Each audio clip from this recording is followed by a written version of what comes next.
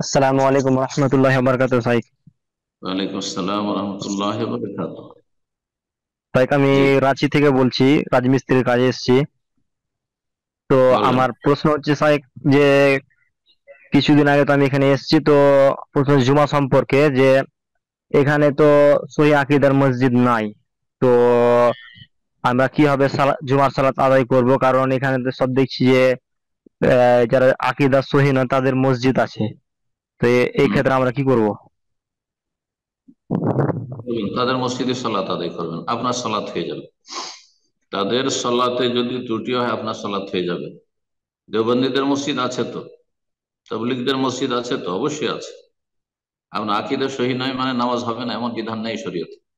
আকীদায় বড় ধরনের ভুল, ঈমান ভঙ্গকারী আকীদা যদি থাকে, শিরক কুফর, বড় শিরক কুফর স্পষ্ট চোখে দেখতে পান, তখন আপনি তো জানেন না, দেখেছেন যে এমন বড় শিরক করছে, যখন শুনে নেবেন যে ইমাম বড় শিরক করছে বা দেখে নেবেন যে ইমাম বড় শিরক করছে, তখন তার পিছনে সলাৎ জায়েজ না। এমনি আসল হচ্ছে মুসলমানদের পিছনে সলাৎ জায়েজ, যতই বেদাতি হোক না কেন।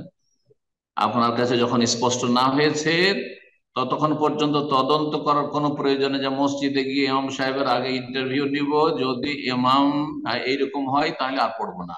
না না না, ইন্টারভিউর কোনো প্রয়োজন না, আসলে হচ্ছে নামাজ পড়ে যাবে না। কিন্তু যখন শুনবেন যে ইমাম খুতবায় বলছে যে হ্যাঁ আব্দুল কাদের জিলানি, হ্যাঁ মায়ের পেটে 18 পারা কোরআন মুখস্থ, আব্দুল কাদের জিলানি সন্তান দিতে পারে, আব্দুল কাদের জিলানি এই করতে পারে সেই করতে পারে, তোমরা দরগাহে যাও সেখানে পাবে, তাহলে তখন সে মুশরিক, তার পিছনে সালাত জায়েজ নাই, তার আগ পর্যন্ত জায়েজ। জি।